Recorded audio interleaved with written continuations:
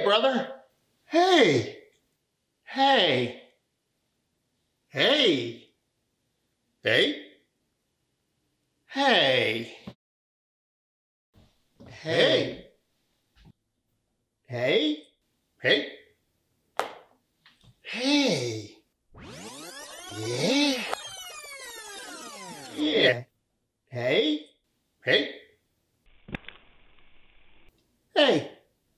Hey. Hey.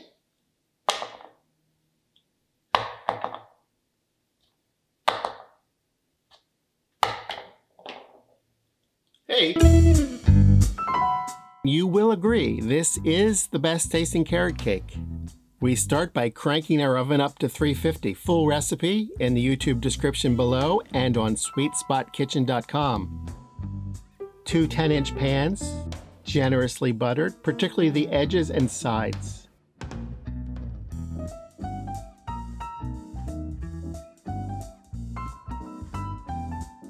Parchment paper cut into a round guarantees no sticking.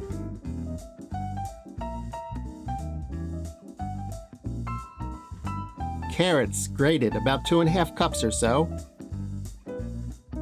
You know how to do this. Walnuts chopped, not too fine, not too coarse, about the size of peanuts.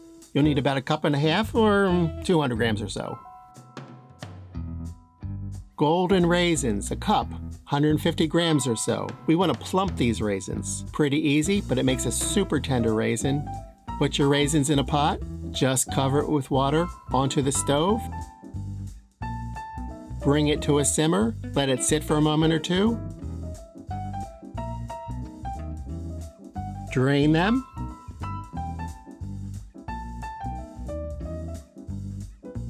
And when they're cool, pat them with a paper towel just to get all the excess moisture off. Shredded coconut. I like the sweetened shredded coconut. A cup, about 75 grams. Sprinkle that in to break up any clumps. A bigger bowl, because that's the right thing to do.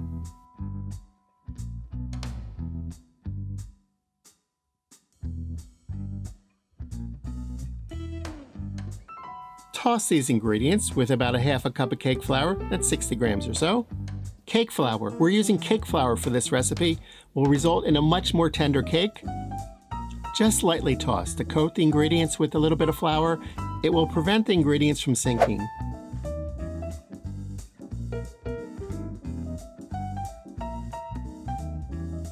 I forgot the pineapple, again. Save the pineapple for something else. We need a cup of canned crushed pineapple. And just pretend this was in there. We need to coat this with the flour too.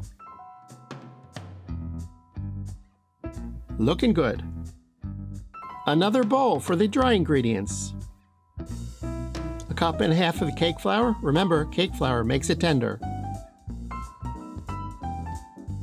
2 teaspoons of ground cinnamon.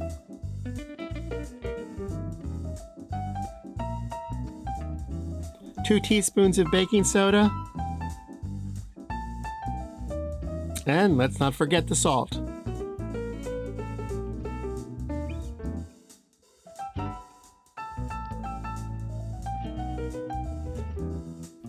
We could sift this all together or just gently stir.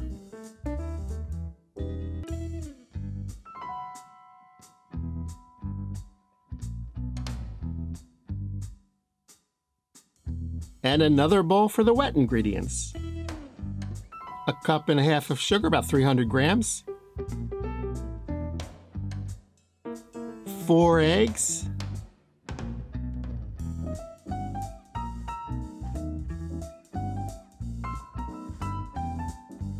The right tool for this job, a hand mixer. Beat on high for a minute or two. We want the sugar to begin to dissolve.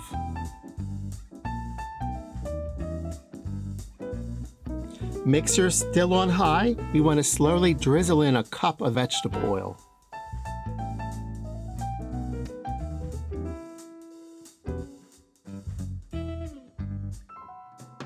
Looking good. We want to fold in the flour mixture.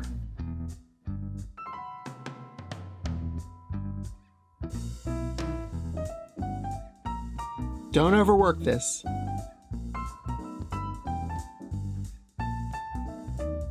Then fold in all the goodies.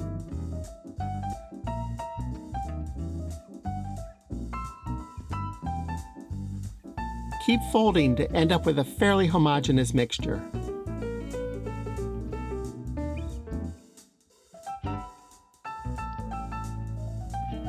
Then pour the mixture into our 2 pans, making sure the exact amount is in each pan, or not.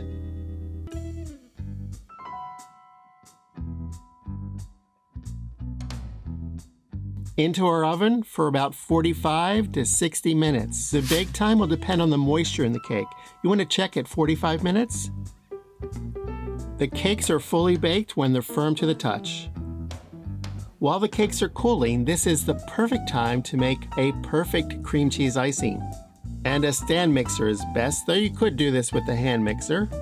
A ½ pound of room temperature butter, 12 ounces of room temperature cream cheese. Do not use whipped cream cheese. Use the paddle, mix on high until perfectly smooth.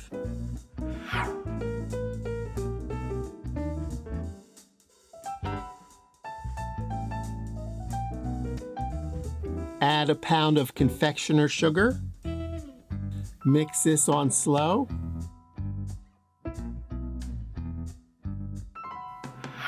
And a teaspoon of very good vanilla.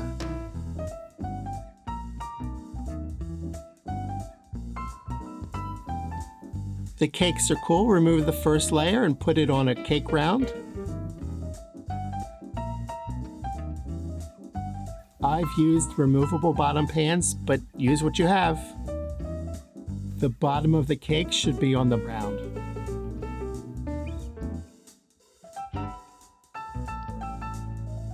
Top this layer with about a cup and a half of icing.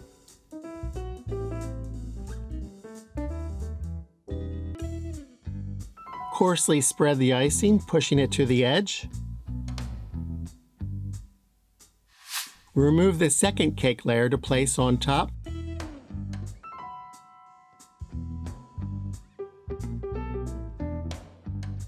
So the top of the cake will be perfectly flat since it was the bottom. Center the cake layer. With the icing, cover the top, cover the sides. Voila! Slapping the icing with a flat spatula is a super easy way to add some flair to a cake. Unevenly slap the sides and you'll end up with a spiky little cake that looks so fancy.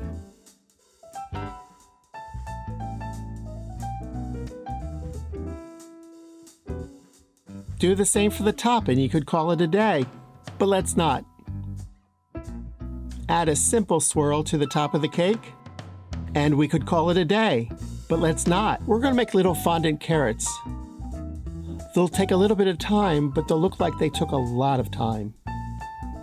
If you're not familiar with fondant, you can pick it up at a crafty store.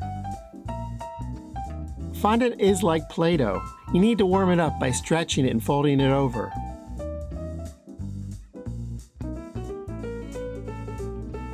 Once it's pliable, add a few drops of orange food coloring. Fold the fondant over, stretching and folding until the color is consistent. Do the same exercise with a much smaller amount of green. Divide the orange fondant into 8 little chunks, then roll between your hands to form carrot-like shapes.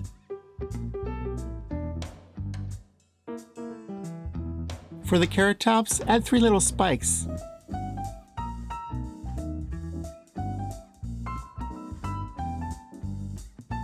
Then use a kitchen knife to add carrot texture. Carrot texture, the texture of a carrot.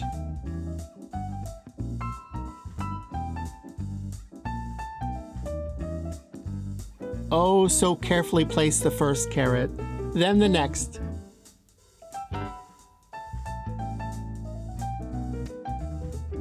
Voila, baby, voila.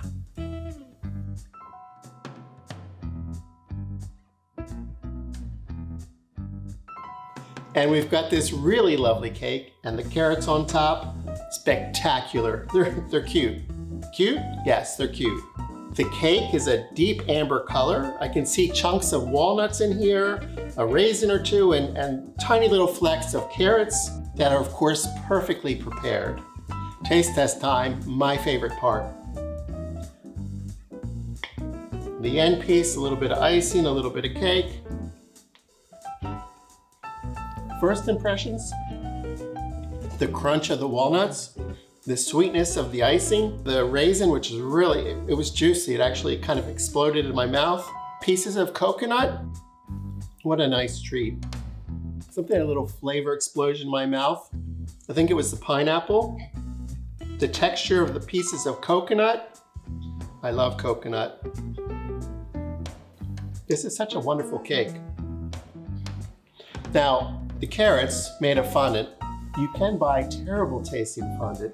And I would imagine most people that don't care for fondant have never enjoyed a really good brand of fondant. And I think with fondant, you get what you pay for. If you go for the bargain crafty brand, it's terrible. That's what most people eat because that's what most people have access to. Now these little carrots, again, most people aren't going to eat it, but I'm going to eat this carrot.